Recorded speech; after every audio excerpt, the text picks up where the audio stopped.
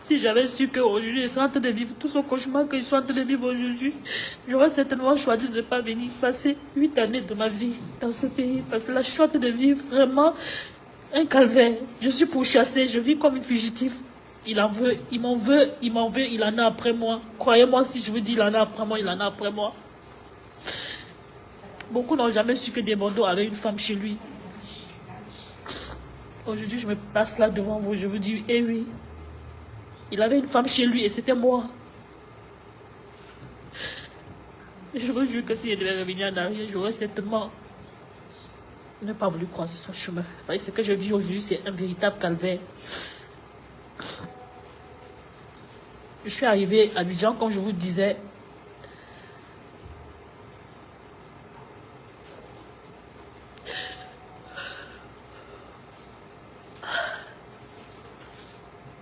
Le 7 décembre 2017.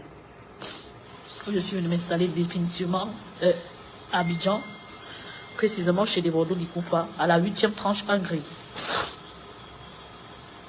Sauf que quand je suis arrivée ici, c'était le début de mon calvaire. J'ai fait face à tellement d'humiliations, tellement de rabais, des menaces de mort avec une arme, des menaces avec du couteau. À chaque fois, il me mettait à la rue. À chaque fois, il faisait, c'est-à-dire toutes les pires crasses qu'on peut faire à une femme. J'ai besoin d'aide, je vous en supplie, aidez-moi. Je suis en danger, je le sens, je suis en danger.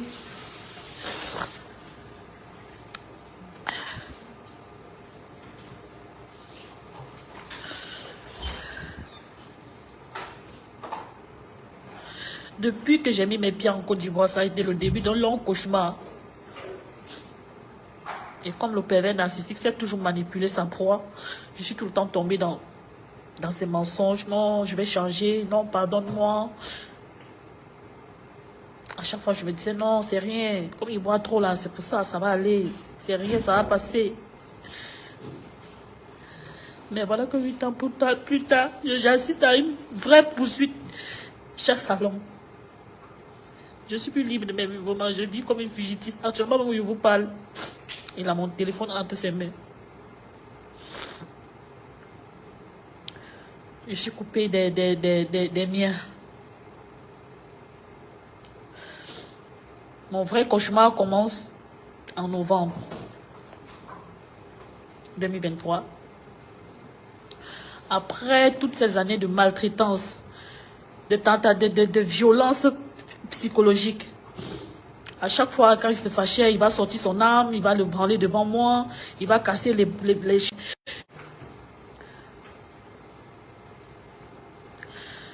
Depuis au moins 2 ans, j'ai fait asseoir Desbordeaux, je lui ai dit, la relation ne marche pas.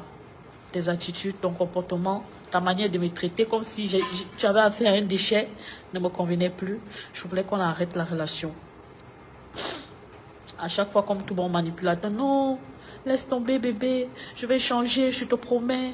Il va me blaguer là sur 2 mois, vous connaissez les femmes. Je vais replonger. Je dis non, c'est rien, il va changer, il va changer, il va changer, il va changer.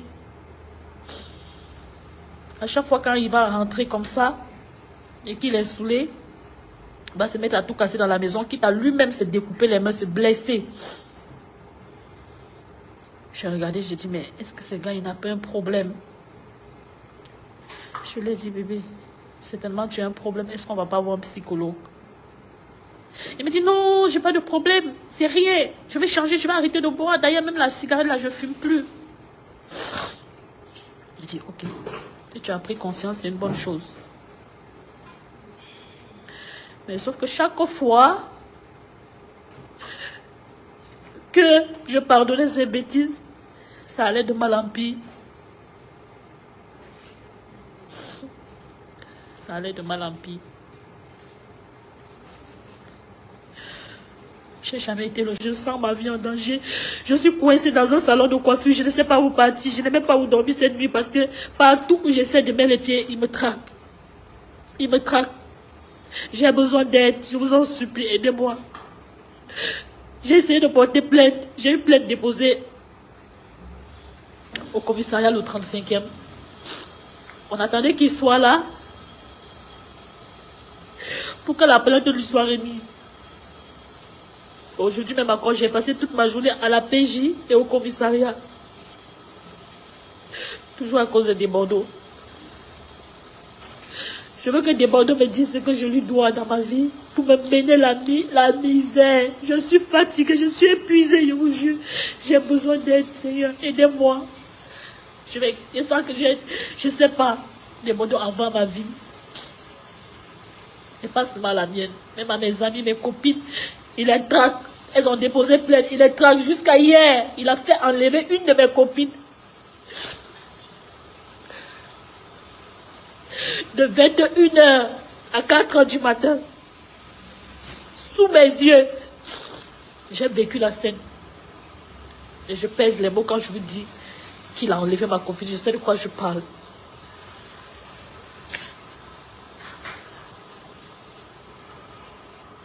Tout commence il y a le mois de novembre. Oui, mon mari n'aime pas quand je travaille. Non, je vais respecter ce qu'il veut. Mais tout ce que j'ai fait dans ma vie là, Desbordeaux n'a jamais apprécié. Je me suis trop sacrifiée pour ce gars, je vous jure. Combien de fois, moi j'ai réparé les dégâts de Desbordeaux. Combien de fois Desbordeaux a soulevé ses musiciens. Il conclut un cachet. Et puis ne paye pas, moi je sors mon propre argent de ma poche pour payer les musiciens à son insu juste parce qu'il veut laver l'image de mon homme. Desbordeaux aujourd'hui a oublié tout ça. Desbordeaux me traque comme si j'étais une criminelle.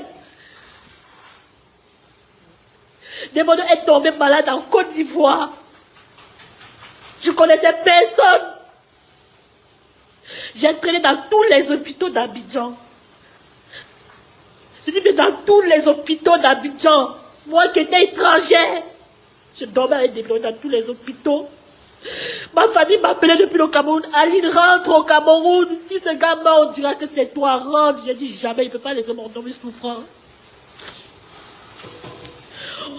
On n'a jamais su le quoi Desbordeaux souffrait.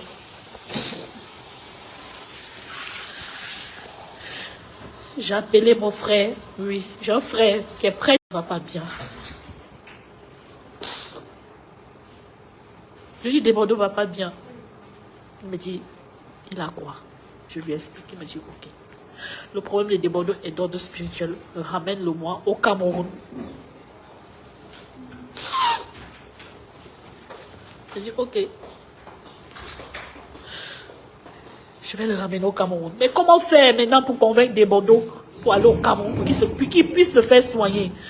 Je lui dis, ah bébé, tu sais qu'on est en Afrique, non? Il me dit oui. Je dis, ah, tu sais qu'ici en Afrique, surtout dans ton milieu là, il y a beaucoup de choses. Il me dit oui. Je dis, ah, est-ce qu'on ne va pas aller voir mon frère au Cameroun? Il me dit, ah bon, tu es sûr? Je dis oui. Il me dit, ah bébé, le Cameroun est loin. Je dis oui, on fait comment? Il hésitait. Je dis, ok, il n'y a pas de souci. Il dit, je vais prendre un moment de jeûne. J'ai pris un moment de jeûne. J'ai dit, je vais faire 30 jours de jeûne pour Desbordeaux, afin que le Seigneur me montre de quoi il souffre pour que je puisse l'aider parce qu'il souffrait. Desbordeaux dormait dans mes bras comme un petit bébé. Je vous jure sur ma vie. Si je manque, je sens que la voiture me cogne. Je suis fatiguée. On ne peut pas être ingrat comme ça dans la vie. Je baissais Desbordeaux comme un bébé. Il n'arrivait pas à dormir. Au 9e jour de mon jeûne, Desbordeaux a accepté que, pardon, appelle ton frère qui est prêtre là, je vais partir au Cameroun, il n'a qu'à me soigner. Je me... Prière sur prière, jeûne sur jeûne. Je vais épargner certains détails de ce qui s'est passé au Cameroun. Si les garçons qui viennent démentir, et je vais ressortir avec les preuves de ce que je suis en train de dire avec ta vie, c'est-à-dire avec son visage sur cette vidéo que lui-même il a tiré ce jour-là. Je viendrai poster ça sur les réseaux sociaux. Si tu es en train de démentir. Mais c'est quoi? On doit vous soutenir comment? Dès que Desbordeaux a guéri comme ça, il est devenu garçon. Quelqu'un qui est parti au Cameroun, il ne tenait pas sur ses 2 pieds. Il est revenu, il était garçon, il est revenu, il a sorti pique il met. J'étais contente. J'ai dit, oh, mon chéri va bien haut, il s'est bien remis, il a sorti pipi qui m'est en train de prendre partout. Il s'est joué les ingrats. Il s'est joué les ingrats. Il est venu. Il m'a abandonné au Cameroun pendant 10 mois. Le surcroît, je portais son enfant. Et Adama.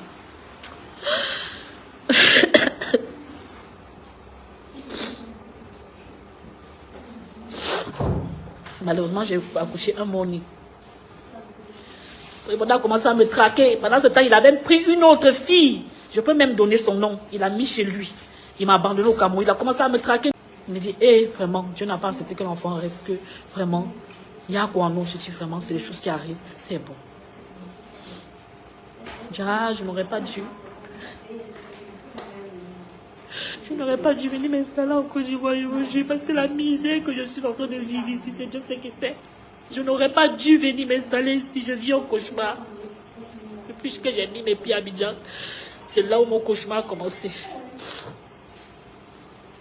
Ce qui m'amène ici aujourd'hui, là, en novembre, si je ne me trompe pas, en septembre, Debodo a voyagé, il est parti en France. Parce que pour la petite histoire, il m'a trompé. Il a fait un enfant en France derrière mon dos. Et j'ai appris ça seulement quand l'enfant avait 3 ans. Je me suis fâchée, j'ai dit, bon, ok, il y a fouille. L'enfant, c'est aussi mon enfant, c'est une grâce. Si moi, je n'arrive pas à retomber enceinte pour lui donner un enfant et qu'il a pu faire son enfant, c'est déjà bon. Quand j'ai su ça, il est venu, il a demandé pardon. Comme d'habitude, la bête que je suis, j'ai accepté, j'ai pardonné. Donc, ce qui fait que il va tout le temps en France pour régulariser ses papiers parce que l'enfant est français. Donc, lors d'un de ses voyages, en septembre 2023, Debodo est parti. Et je vais vous dire qu'à chaque appelé même, on a une voisine à côté, Jeannette, insultait la dame là. Insultait la maman de la voisine, une dame de près de 70 ans. C'est vous qui montez la tête à Aline. C'est vous qui donnez les ailes. Vous allez voir ce que vous montez, bande de prostituées. Bande de si commencez à menacer tout mon entourage. C'est là où je dis, tiens, trop, c'est bon. Je veux plus, il faut me libérer. Comme il a senti que j'étais sérieuse, lui, c'est là où on commençait à appeler toutes mes copines pour s'excuser, jusqu'à déplacer sa famille pour venir demander pardon, pour réparer tout le mal qu'il avait fait. Je me rappelle que sa grande sœur avait refusé de se déplacer pour dire, tiens, c'est bon, tu abuses. Je ne vais pas faire à chaque fois on va venir demander pardon.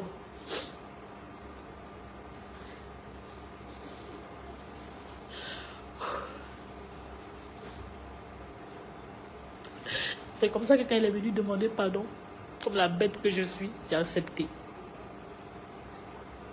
J'ai dit, ok, je te pardonne.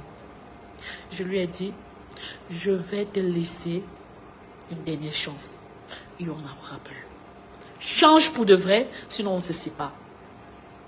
Et c'est comme ça que Debodo vient maintenant. Il me dit, non, pour la petite histoire, il m'empêchait de faire quoi que ce soit. J'ai dû faire une formation de prothésiste ongulaire. Tiens, Debodo, c'est un gros là, je vous jure. Comme la bête que je suis. Il n'était pas là, il était en France. Pour faire le contrat de bail, je vois d'abord qu'il m'envoie son huissier. J'ai dit, mais aïe. Il envoie sa pièce d'identité. J'ai dit, aïe. Mais pourquoi Debodo? Le salon, c'est pour l'institut, c'est pas pour moi. Si vous partez sur sa page, vous allez voir la publicité de Starland Beauty Secret NL. C'est moi. C'est mon salon de beauté. Il a fait cette publicité plusieurs fois. Il a fait venir Stony, qui ont fait les publicités. Il a envoyé les blogueurs, les Dreya, les Dreya. Il y a même Poupette de Star qui est venu là-bas pour nous donner du soutien. Pour vous dire un peu que je ne suis pas en train de mentir. Donc, à la base, on devait faire juste un bas à ongles. Je dis à Debodo que non, on va faire un bas à ongles. Quel est ton budget? Il me dit non, voilà mon budget et tout. Je dis ok, super. Moi, je veux agrandir le tout. Je veux que ce soit un institut de beauté. Je vous posterai ces photos. Parce que vous pensez que je suis en train de m'amuser. Je raconte des balivernes. Non. Je vous posterai les photos de l'institut de beauté. C'est comme ça donc que je décide moi-même de mettre la main dans la pâte. Je m'endette. Je prends des crédits. Et moi, j'avais un peu d'économie de sur le côté pour compléter sur le budget qu'il avait prévu. Je dis ok. On m'a fait l'institut et tout. Toutes ces tracasseries, je le faisais. Et puis quand l'institut est ouvert,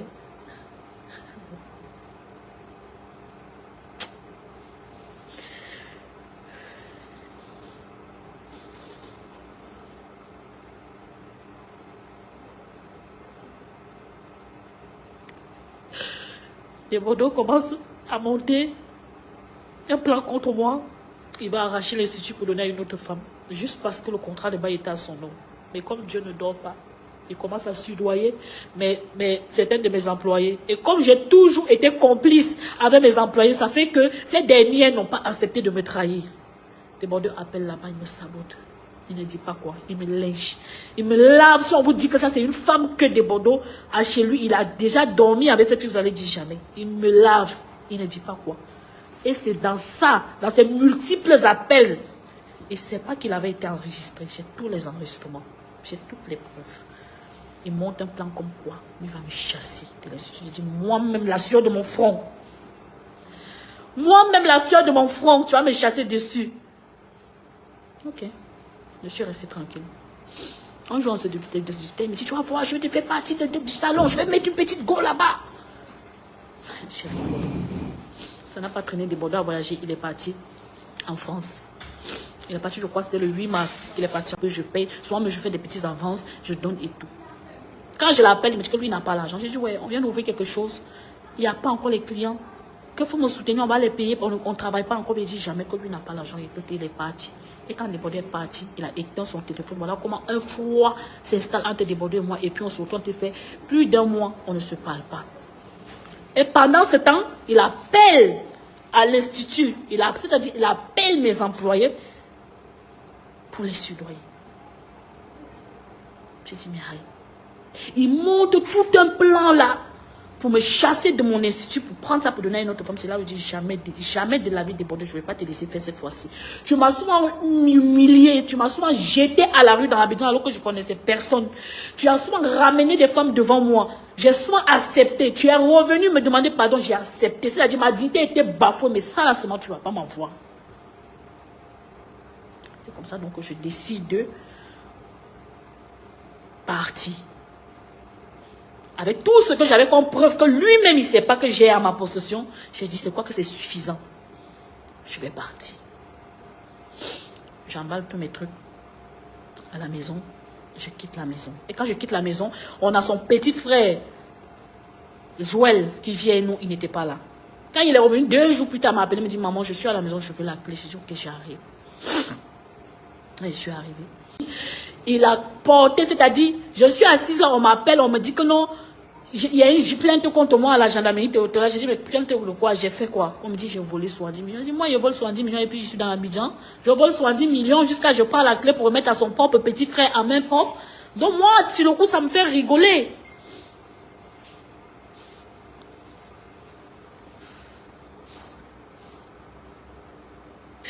Alors que Desbordeaux était sérieux, Desbordeaux avait promis de me faire la misère.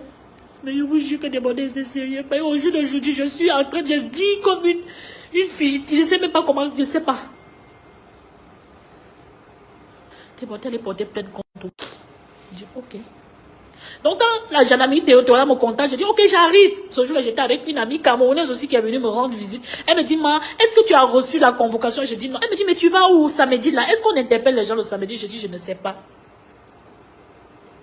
Elle me dit, ma, pardon, ne bouge pas, si tu parles, ils vont t'incarcérer. C'est samedi. Comment on va faire pour intervenir? Tu auras déjà passé tout le week-end là-bas. Je dis, mais moi, je n'ai pas volé. Je n'ai pas volé 70 millions. Je vais voler 70 millions et puis je suis dans l'Abidjan. Je suis quel genre de voleuse? Elle me dit, pardon, ne parle pas. Attends, on va essayer d'appeler. C'est comme ça que la fille commence à appeler ses contacts et tout. On me dit, non, faut pas y être parti. On a qu'à m'envoyer une convocation. Et on a qu'à me dire comment est-ce qu'une personne qui est à l'extérieur du pays peut porter plainte à quelqu'un étant ici. À moi. Je vous rappelle que tout ça, ça se passe avec ma fille de 12 ans. J'ai une fille de 12 ans avec moi. Desbordeaux n'a pas pitié. Jusqu'à dans les notes vocales, il dit, lui va me mettre en prison et il va voir ce que moi, mon enfant va devenir. Je suis orpheline de père et de mère. Ma fille n'a que moi. Tu veux me mettre en prison, Desbordeaux, je t'ai volé quoi? Juste parce que je t'ai dit, je veux plus, je m'en vais. J'ai pris ce qui m'appartenait dans le salon, je suis partie. Tu veux me tuer, tu veux me mettre en prison, tu veux me faire la peau, je te dois quoi? C'est là que je commence à réaliser que, mais attends, là c'est chaud quoi. Je me rapproche dans de l'ONG, l'ONG me propose, me montre un peu les directives, ils me disent, madame, vous voulez porter plainte? Je dis non, je ne suis pas venue ici pour lui faire du mal, je n'ai pas envie de porter plainte, j'ai besoin juste d'une protection. Donc la dame me dit, mais attends, on te traque au téléphone? Non, je dis oui. Elle me dit, mais que se passerait-il si on te kidnappe et que aucune autorité n'est au courant? Ton enfant se retrouve où? C'est comme ça que j'ai pissé ma tête comme ça. Puis j'ai commencé à pleurer. J'ai dit, ok madame, je vais porter plainte. Elle m'a dit, ok. Nous, on travaille en association avec le 35e. On va faire venir un lieutenant qui va t'auditionner sur place dans nos locaux. Et essaie de te mettre à l'abri. Si tu peux changer de numéro, change ton numéro. J'ai dit, ok. C'est comme ça que je fais ma déposition, je fais ma plainte au 35. Il vient, il m'insulte, il me fait les menaces de mort. Après, il vient, il veut réenchérir, il veut adoucir, il veut faire genre, il m'aime trop. Genre, il veut que je revienne. Il m'appelle, il me dit non, il faut qu'on fasse un arrangement amiable. Je lui dis que jamais, je ne veux pas d'arrangement amiable. Comme tu as déjà envoyé chez les autorités, il faut que ça reste chez les autorités parce que je veux me protéger. Toi, tu es capable d'envoyer des bandits derrière moi m'agresser. Je ne veux pas avoir de problème. Pardon. Déjà, j'avais raison, je vous jure sur ma vie que j'avais raison de me protéger. On ne pouvait pas poursuivre la plainte parce que Desbordeaux n'était pas dans le pays, il était en France. On attendait qu'il revienne.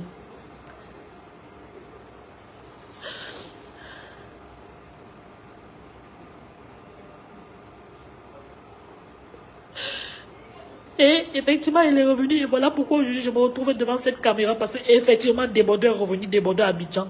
Et il a bien montré qu'il est revenu. Durant tout ce temps, je savais qu'il va venir.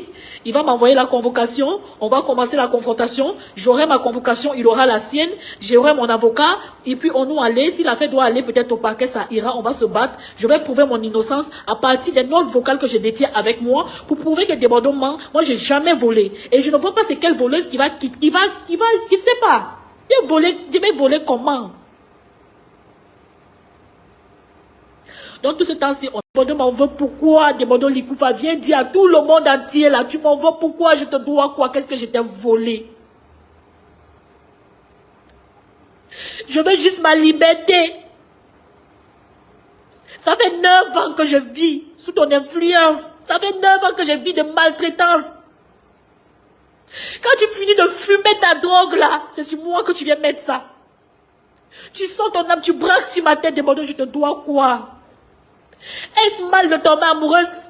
Ou bien vous voulez nous faire quoi que en dehors, que le monde artistique, c'est pas un monde où on doit, je sais pas.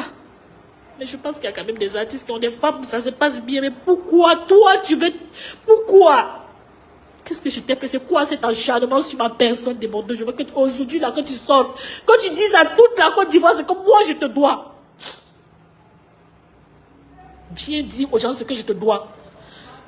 C'est pour ça que je sors d'aujourd'hui, parce que je sens ma vie menacée. Je sens ma vie menacée. Desbordeaux Likoufa me menace. Les femmes, ne me jugez pas, je vous jure, loin de chercher en base. Si vous cherchez, vous n'allez pas. Je ne suis pas une fille des réseaux sociaux. La première année, j'ai vécu avec un artiste longtemps. On m'a jamais vu me branler sur les réseaux sociaux, jamais.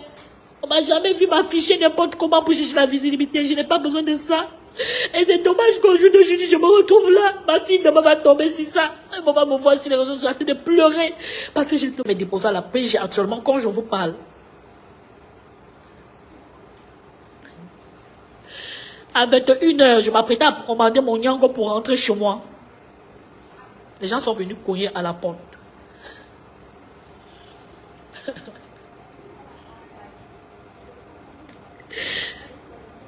Annie demande, mais c'est qui? Ils disent, ouvre la porte, Annie. Elle dit, mais j'ouvre comment? Je ne vous connais pas, vous c'est qui? Il dit, c'est la brigade de recherche. Elle dit, brigade de recherche comment? Vous cherchez quoi chez moi? Dites quelque chose, je ne sais pas. On avait pensé que c'était une farce, peut-être un de ses frères qui lui faisait une farce. Après, je lui dis, non, n'ouvre pas. Que guette d'abord à travers le trou là. Elle guette, malheureusement, il y avait le droit, elle ne voyait pas qui c'était. Après, le gars dit, ouvre la porte là, sinon je défonce. Quand j'ai suivi ça, j'ai eu le reflet comme par hasard. Je suis allée me cacher dans la cuisine. Elle est partie, elle a ouvert. Je n'ai pas vu les autres personnes qui étaient là, mais j'ai pu apercevoir un qui était habillé en pantalon treillis, avec un t-shirt noir, avec des drakes et des tapettes. Il était sale. Donc, quand j'ai vu à travers le petit espace de la porte, j'ai dit, mais attends, comment ça la brigade de recherche? Mais un homme en tenue ne peut pas être vêtu de cette manière. Il ne peut pas être aussi sale et crasseux. J'ai compris que c'était un... Moi, dans ma tête, j'ai en déduit. Je me suis dit que non, c'était un braquage. Après, ils ont commencé à menacer, à dire que suis-nous, prends toutes tes portes. Oui, parce que s'il y a une âme là, franchement, c'est dangereux. Et c'est comme ça que elle prend ses téléphones. Il lui disait, prends l'autre téléphone, parce que mon téléphone était sur la table. Elle dit non, c'est le téléphone de ma soeur. Elle dit que prends le téléphone là, tu nous suis. C'est comme ça qu'elle prend le téléphone, elle les suit. Et en partant, elle ferme la porte par derrière. Donc je me trouve coincée dans la maison. J'étais en train de dire, mais pourquoi dans mon cœur, j'ai dit, mais pourquoi il m'enferme ici? Comment je vais faire pour la suite? Comment je vais faire pour sortir d'ici?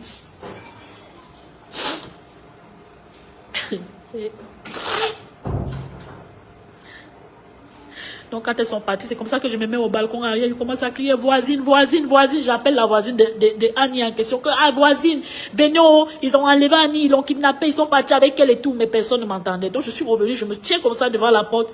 Et quand je regarde, je vois que la porte avait un petit bobo, genre il n'était pas assez solide.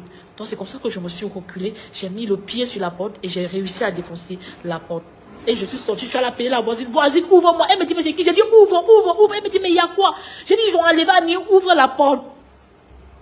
C'est comme ça que la voisine ouvre la porte. Elle me dit, mais il y a quoi? J'ai dit, il y a des hommes qui sont venus là, ils étaient armés, ils sont partis avec elle. Il dit, mais comment ça? Que descendons, allons un peu voir en bas. On descend haut. On arrive, on trouve le gardien qui rentre avec des bagages. On demande au gardien, mais tu étais où? Est-ce que tu n'as pas vu des hommes monter ici? Le gardien dit que non, lui, il était allé faire une commission de quelqu'un. J'ai dit, mais on cherche Annie, on vient de partir avec Annie tout de suite là.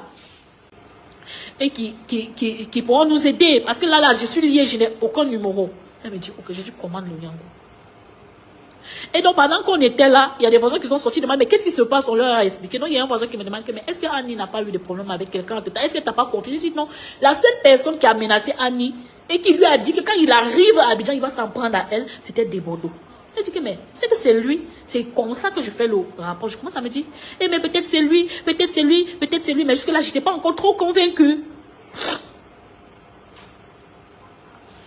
Quand le Nyango vient, on monte dans le Nyango. Quand le Nyango tourne comme ça, je vois un gros bras qui vient et je vois un gars coup à quai. Je dis, mais la démarche du gars coup à quai là, je le connais. Je demande au chauffeur, braque les phares. Quand il braque, je vois qu'il y a Yoplos Cyprien, le manager de Desbordeaux Gikoufa. Et c'est comme ça que j'ai dit à la voisine là que mais tout est clair, c'est Desbordeaux Gikoufa qui est derrière. Et quand on avance 30 mètres plus tard, je reconnais le gars qui était à l'intérieur, qui avait le pantalon treillis et le t-shirt noir en train de les suivre. Et le gars apparemment m'a vu dans la voiture parce que j'étais en train de tirer mon coup pour regarder. Quand il a vu, il a fait demi-tour, genre il a commencé à suivre le gendarme. J'ai dit au chauffeur du Nyango, accélère. Quand il accélère, on ressort par le virage vers le pont de, comment on appelle ça, vers Saint-Viateur là. Mais quand on sort comme ça, qu'est-ce que je vois? Je vois la voiture de Desbordeaux garée, mais il n'était pas à l'intérieur. Les gens vont penser que c'est un film que je suis en train de raconter, alors que c'est une histoire réelle.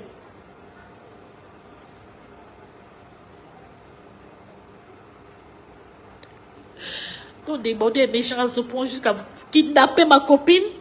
Donc, il m'en veut tellement à ce point. Je suis arrivée au commissariat, toute paniquée. Donc, les policiers me demandent, mais il y a quoi? J'ai dit, on a enlevé ma copine. Ils me disent que mais c'est qui? J'ai dit que je suis sûre que c'est Desbordeaux parce que j'ai vu son manager et les gros bras. Et parmi les gros bras, j'ai reconnu le gros bras qui était en pantalon treillis. Il me dit, ah bon? C'est sûr, je dis que je vous dis que Desbordeaux, j'ai une plainte ici, là, de la part de tel ONG. Il me dit, ah oui, nous connaissons la plainte. J'ai dit, oui. Ils me disent, ok, on va s'apprêter, on va se rendre là-bas. Donc c'est comme ça que les policiers apprêtent leur cargo, on monte dessus. Il y avait 5 policiers, il y avait la voisine et moi. Et puis on monte. Quand on arrive au rond-point Saint-Viateur, je reconnais le même gars qui avait le patron qui est en train de monter sur une moto. Donc je dis au policier, monsieur, arrêtez-vous, arrêtez-vous. Voilà le gars que j'ai vu là-bas à l'intérieur, là, c'est lui. Donc les policiers, vous êtes sûr, madame? J'ai dit que c'est lui. Et puis il est monté dans la moto, il a démarré, ils étaient deux sur la moto, il a démarré, ils sont partis.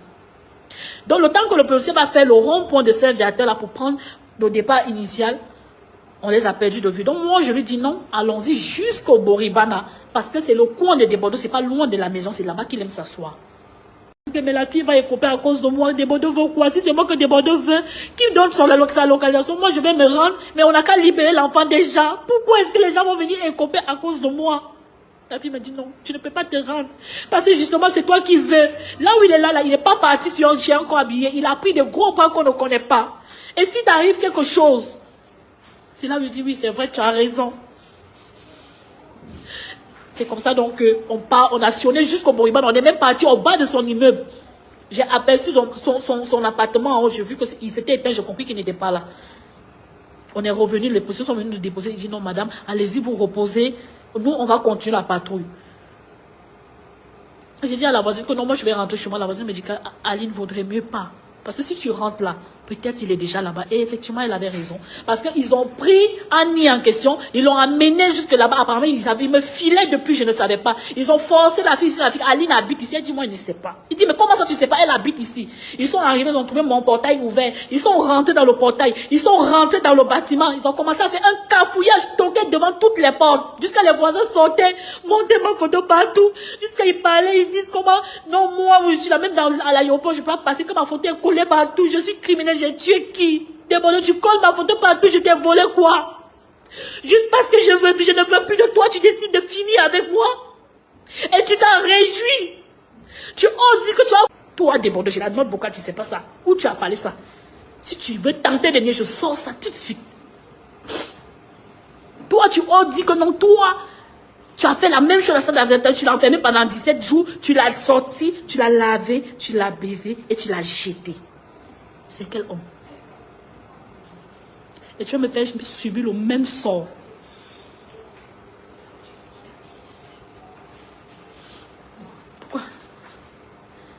Pourquoi? Donc quand le gars vient nous déposer, donc les policiers viennent nous déposer à 1h là, la voisine d'Annie me dit, Aline, ne rentre pas chez toi, dors chez moi. Je dis non, je veux rentrer à la maison. Elle me dit non, dors chez moi. Je dis ok, on monte. Je dis mais hey Annie, appelons. S'ils veulent, je vais partir. Elle me dit que non, si tu pars, ils vont te prendre, Aline. C'est toi qui veux. Je dis oui, ils n'ont qu'à me prendre, mais ils n'ont qu'à libérer l'enfant des gens. Parce que Annie n'a rien fait. Elle n'a rien fait, c'est moi qui le veux, mais qui laisse l'enfant des gens sous le froid. Toute la soirée d'hier jusqu'à 4h, ils ont traîné Annie dehors. À un moment donné, elle a pu avoir son téléphone, elle a appelé, on a enregistré même la conversation, c'est là. Le moment venu, je sortirai cet enregistrement. Et le gars disait dans la vidéo que non, c'est pas Annie qu'on veut juste qu'elle nous dise où Aline est. Si nous on a Aline, on va libérer Annie. On veut Aline, elle a volé. On a enregistré. J'ai dit, ah bon, j'ai volé. On sait rien. Donc la voisine dit, mais dis-moi où tu es, je vais venir, qu'est-ce qui se passe? Il dit que non, ils sont à Star 9, à la brigade. Ou c'était à la brigade de quoi? À Star 9. Qu'elles viennent là-bas. J'ai dit à la voisine que ne pars pas. Si tu pars, ils vont te prendre aussi comme ils ont pris Annie. Je ne vais pas me retrouver avec 2 victimes à cause de moi. Elle me dit, oui, c'est vrai, tu as raison. C'est comme ça qu'on est resté. On a continué à appeler, jusqu'à ce que c'est à 4h qu'ils ont libéré Annie. Ils sont venus déposer Annie devant le portail. Ils ont emporté les 2 téléphones de Annie. Jusqu'à présent, comme je vous parle, Annie n'a pas ses téléphones. Ils ont emporté moi mon téléphone. Il est rentré dans mon téléphone. Il a commencé à répercussionner tout mon répertoire. Envoyer des messages de menaces aux gens. Insulter les gens. Menacer les gens. Les gens m'appellent partout. Mais c'est quoi ça déborde? Où il est là, il a au moins 50 plaintes déposées contre lui. Toutes les personnes qu'il a pris dans mon répertoire menacées. Dès qu'il voit le numéro d'un garçon. Toi, tu sois avec Aline, non? Oh non, je te la laisse. Tu baises là. Et puis tu la laisses. Machin, des trucs comme ça. Les gens m'appellent pour me dire que mais Aline, c'est comment? Qu'est-ce qui se passe? Ma chance, j'ai 2 téléphones. Et là, à l'instant, je n'avais pas mon autre téléphone. C'est le matin que j'ai récupéré mon autre téléphone. Je me suis rendu à l'ONG pour leur expliquer la situation. Ils m'ont renvoyé au 35e. Je suis arrivé au 35e. Ils m'ont dit de déposer la plainte et de rentrer, de me mettre en sécurité. J'ai dit non. Je ne peux pas me mettre en sécurité. Je vais me cacher où? Il connaît chez mes copines. Il connaît ma maison. Je suis parti à la PJ. J'ai porté plainte là-bas à la PJ. La PJ a essayé de rentrer en contact.